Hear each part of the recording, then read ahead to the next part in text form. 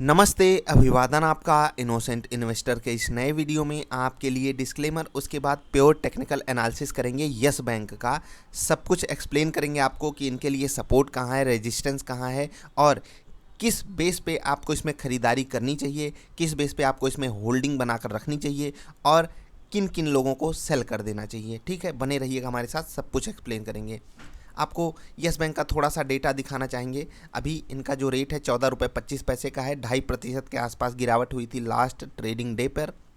ठीक है, इस हफ्ते बहुत कुछ खास नहीं हुआ, लेकिन फिर भी चार्ट्स पर कुछ बेहतरीन पैटर्न बने हैं, हम आपको एक्सप्लेन करते हैं और अंदर की बहुत सारी बातें भी आपको बताने की कोशिश करेंगे। ठीक, अगर आप चार्ट पर देखें तो 14 रुपये पर इस कैंडल ने आकर सपोर्ट लिया और यहाँ पर ऐसे बेसिकली कोई गुड न्यूज़ नहीं आई थी। अपर सर्किट लगा, ठीक है, LIC वगैरह की न्यूज़ पर, उसके बाद लोअर सर्किट लगने लगा। यहाँ पर कोई गुड न्यूज़ ऐसी नहीं आ गई थी जो सिंपली होता है ना कि जब रेटिंग का अपग्रेड आता है, इनके बॉन्ड्स के बारे में अलग अलग बातें कही जाती हैं, तो वो सेंटिमेंटल तौर पे एक पॉजिटिव न्यूज़ होती है। लेकिन उस कारण अगर ये मूव आया होता तो इसको सस्टेन करना चाहिए था। अगले दिन के लेवल पर भी ये सस्टेन नहीं कर पाया।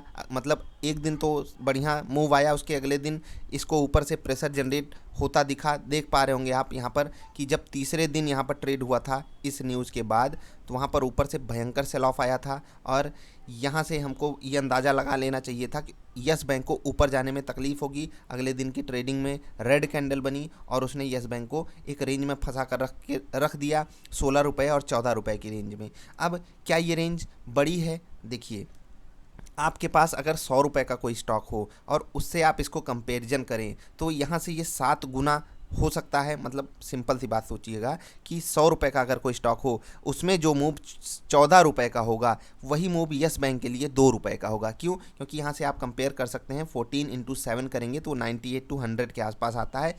इस बेस पे मैं ये बात बोल रहा हूँ। ठीक है, अब अगर 100 रुपये का कोई स्टॉक 14 रुपये का मूव देता है तो कितना प्रतिशत हुआ? 14%। इसलिए ये रेंज जो 14% की है ये छोटी नहीं है। बहुत सारे लोग इसमें स्विंग ट्रेड भी करके कमा रहे होंगे, बहुत सारे लोग ऐसा करते हैं, लेकिन जो लॉन्ग टर्म इन्वेस्टर है उसके लिए क्या चाह रहा है? ठीक है, उसको सिंपल सी बात है, अगर आपको नई खरीदारी करनी है तो अब आपको हर हाल में निफ्टी का साथ चाहिए ही चाहिए। अगर निफ्टी आपके अगेंस्ट हुई तो हम और आप जैसे ट्रेडर्स ही इसमें ट्रेड करते हैं। ऐसा नहीं है कि यस बैंक में जो इन्वेस्टमेंट करके बैठ गया है वो अपने स्टॉक को देखता नहीं है, जबकि ये बात है कि वो ज़्यादा अभी ध्यान दे रहा है क्योंकि काफ़ी न्यूज़ में है ये स्टॉक और काफ़ी बातें हो रही हैं। ठीक है, तो सिंपल सी बात क्या है, बिल्कुल आपको नज़र बना कर रखनी है 14 रुपये 13.5 रुपये के लेवल पे।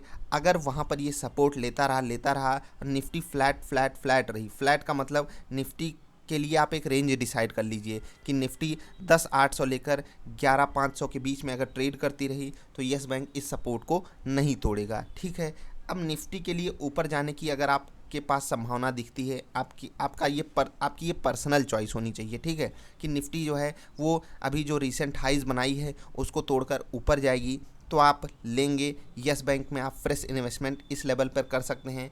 मैं आपसे एक बात कहा करता था, यहाँ की वीडियोस आप जाकर देखिएगा। मैं बात कहता था कि जो प्राइस करेक्शन था, प्राइस करेक्शन मतलब प्राइस में जो गिरावट आनी थी वो आ चुकी है। अब यहाँ पर इसको टाइम बिताना ही चाहिए। अगर यहाँ पर ये 15-20 दिन बिताता तो मेरी इन्वेस्टमेंट लगभग पूरी ही हो जाती यस बैंक में, जिस बेस पे मैंने रूल बनाया हुआ था।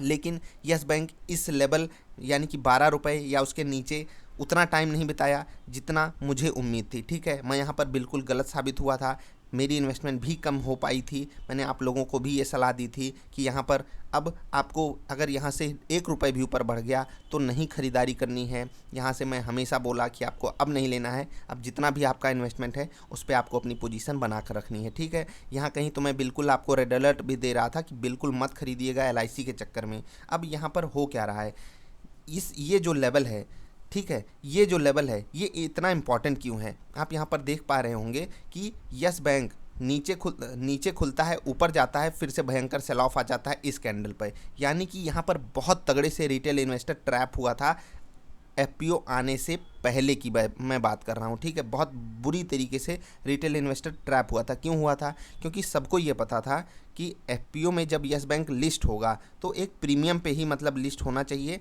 इतना नीचे रेट नहीं चला जाएगा।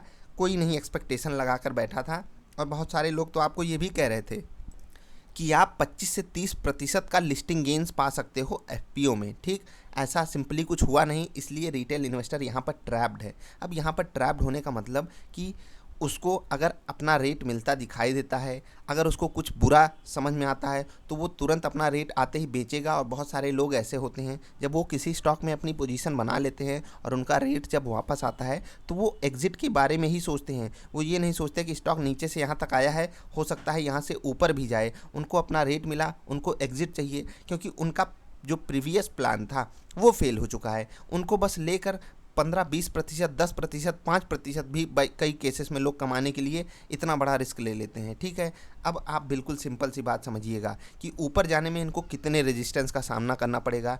पहली बेड़ी इनके लिए क्या है, निफ्टी की बेड़ी है। ठीक है, दूसरी चीज़, ये जो लोग ट्रैप हुए हैं, चाहे यहाँ पर हुए हों चाहे यहाँ पर हुए हों, और यहाँ पर भी ट्रैप होने वालों की क्वेरीज आई है, मैं लेता नहीं क्वेरीज, उस पर फालतू टाइम वेस्ट होता है। लेकिन सिंपल सी बात समझिए, जो 16 पे लिया है और 14 के रेट पे, उसको मैंने पीछे बताया उसको कितना भयंकर नुकसान है। ये भयंकर ही नुकसान है। आप बाजार में आए हो, 10% से ज़्यादा के नुकसान को मैं भयंकर नुकसान कहता हूँ। आपको सिंपल एग्जिट स्ट्रैटेजी बना लेनी चाहिए। अगर आप इतनी मतलब टोटल पोजीशन आप लेकर बैठे हो, उस पर 10% का लॉस हो गया, अब आपको रिकवरी के लिए ज़्यादा एफर्ट लगाने पड़ेंगे। 10% का लॉस रिकवरी में ज़्यादा मांगता है। समझ पा रहे होंगे आप मेरी बात को।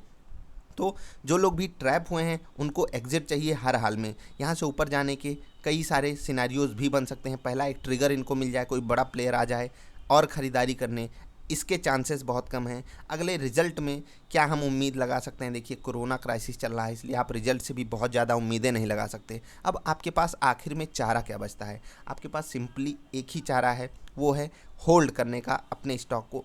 आपके पास जो भी पोजीशन हो, कई सारे लोगों की पूरी इन्वेस्टमेंट लग चुकी है, जितना भी उनको येस बैंक में लगाना था। जो लोग मुझे फॉलो कर रहे थे, अभी उनका 30% या उससे कम ही लगा हुआ है। ठीक है, सबकी अपनी अपनी स्ट्रैटेजी है। जो भी लोग हो, आपको बरकरार रहना है अपने स्टॉक में। क्यों रहना है, उसका सिंपल सा कारण मैंने आपको समझा दिया है। अब मैं जब यहाँ पर आपसे एक चीज़ कहता था कि यस बैंक अभी मत लीजिए, हो सकेगा तो मैं इसी यस बैंक को आपको 20 में भी लेने को बोल सकता हूँ, 25 में भी लेने को बोल सकता हूँ। तो उस वक्त मुझे लोगों ने बहुत ट्रोल किया था कि जिस बंदे को 15 पे 18 पे यस 15, 16, 17 पे यस बैंक नहीं पसंद है, वो 20, 25, 30 पे लेने की बात कर रहा है। मतलब आप एक बात, मतलब वहाँ पर अगर आप इस चीज़ को लेते तो बिल्कुल आप मुझे गलत समझ लेते कि मैं ऐसा क्यों कह रहा हूँ कि अभी मत लो, लेकिन हो सकेगा 28-30 पे लूँगा। उसका सिंपल सा कारण सिर्फ इतना था कि स्टॉक की एक बात होती है री रेटिंग।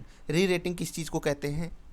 स्टॉक में कोई ऐसा पॉजिटिव डेवलपमेंट हो जाए जो उस स्टॉक के लिए बेहतरीन हो। जैसे कि पॉजिटिव डेवलपमेंट येस बैंक के केस में क्या हो सकता है, इनकी जो बॉन्ड्स की रेटिंग है उसको और अपग्रेड मिल जाए। ठीक है, जिससे ये बाज़ार से और आसानी से पैसा ले सकें। ठीक है, उसको यूज कर सकें अपने बिजनेसेस में। इनके यहाँ जो अकाउंट्स हैं उनमें बढ़ोतरी आ जाए। जो इनके यहाँ फंड्स जमा हैं, ठीक है, टर्म फंड्स जो होते हैं, आप समझ पा रहे होंगे, जो एफडीज़ वगैरह हैं, ठीक है, उनमें इम्प्रूवमेंट आ जाए। ये सारी चीज़ें, इनके यहाँ जो लोन लेने वाले लोगों की संख्या है उसमें इम्प्रूवमेंट आ जाए, ये सब इनके री रेटिंग को दर्शाएंगी। ठीक है, ये सब बहुत सिंपल सी बात है। अब कोई बड़ा प्लेयर आके अपना हाथ इसमें लगाएगा, यानी कि बड़े प्लेयर्स को ऊपर के रेट पे अगर यस बैंक पसंद होगा, वो भी एक री रेटिंग बन जाती है। वहाँ पर भी री रेटिंग का सिंपल सा मतलब यही सब होता है।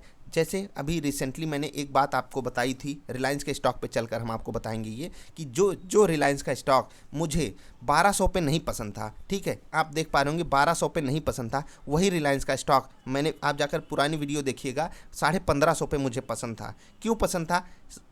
सॉरी, ये चीज़ मैंने एक्सप्लेन की हुई है कि जो कंपनी अपना कर्जा उतार लेगी, ठीक है, जो रेट मुझे यहाँ नहीं पसंद था, ठीक है, जो रेट मुझे यहाँ नहीं पसंद, वो रेट मुझे यहाँ क्यों पसंद आया, मैंने एक्सप्लेन किया हुआ है। तो क्यों? क्योंकि जब कंपनी कोई कर्जा उतार लेती है तो उसके ऊपर से बोझ हट जाता है। तो उसके बाद देखिए कितना बड़ा मूव आया है। अब बहुत सारे लोग कहेंगे अगर आप यहाँ पर ले लिए होते तो आपको ये इतना बड़ा मूव मिला होता। नहीं, मैं आपसे क्या कहता हूँ, हमेशा आप बाज़ार में श्योरिटी ढूंढने की कोशिश कीजिए। श्योरिटी मतलब आप कितने चांसेस में गलत हो सकते हो, कितने चांसेस में सही हो सकते हो। अब यहाँ से रिलायंस में गिरावट की संभावना कम थी क्योंकि निफ्टी भी बेहतरीन ट्रेंड बना कर रखा था, अप ट्रेंड, और इनके लिए बहुत ही पॉजिटिव डेवलपमेंट्स हो रहे थे, इसलिए रिलायंस में बड़ा मूव बिल्कुल एक्सपेक्टेड था। तो ये सारे सिनेरियोज जब बनते हैं तो आप एक बढ़िया मूव मतलब सेफ्टी के साथ बड़ा मूव कैप्चर कर पाते हो। तो यस बैंक में बिल्कुल आपको ऐसे ही बरकरार रहना है।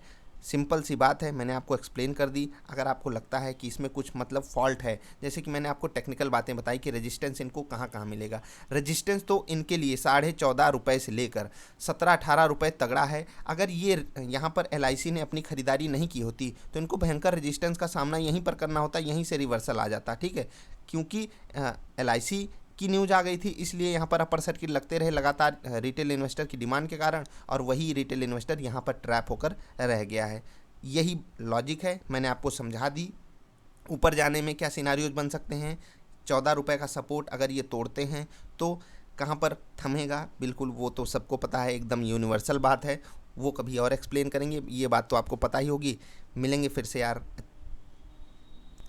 बात रही टेक्निकल एनालिसिस की, तो ये कोई समझना नहीं चाहता। आपको टेक्निकल जब एनालिसिस करते हो तो उसमें आप लोगों की साइकोलॉजी को जानते हो कि किस बंदे ने क्या किया है। यहाँ पर क्या किया है रिटेल इन्वेस्टर, यहाँ पर क्या किया है रिटेल इन्वेस्टर, यहाँ पर क्या हुआ है उसके साथ, यहाँ पर क्या हुआ है। सारी सिचुएशन आप मतलब जो बंदा यहाँ ट्रांजैक्शन किया होगा वो बनकर आप सोचा करो उसका सिनारियो, कि अगर आप यहाँ पर होते, आप यहाँ पर कोई माल लिए होते तो आपका रेट आता, आप क्या करते। इतना दिन वेट करने के बाद 3 महीने 4 महीने बाद आपका रेट आ जाता तो आप क्या करते। आप यहाँ पर अगर लिए होते तो आपका रेट आता, आप क्या करते। वो बनकर जब तक आप नहीं सोचोगे, ये मार्केट आपको रिवार्ड नहीं देगी। तो आई होप आप रिवार्ड के लिए तैयार बनोगे, सीखने की कोशिश करोगे। फंड लगा है स्टॉक में, ये आपके लिए बेस्ट टाइम है। अपने फेवरेट स्टॉक को, जो जिसमें भी आपका इन्वेस्टमेंट है, 10 स्टॉक, 15 स्टॉक, 20 स्टॉक, उनमें आप अच्छे से एनालिसिस करना सीखते रहिए। वही चीज़ आपको एक अच्छा इन्वेस्टर और एक अच्छा ट्रेडर बनाएगी। आई होप आपको मैं समझाने में सफल रहा। रेजिस्टेंस एंड सपोर्ट अपने हिसाब से आप खुद ढूंढ सकते हो, लोगों की साइकोलॉजी को देखकर। तो बस यार, मिलेंगे फिर से। Bye bye.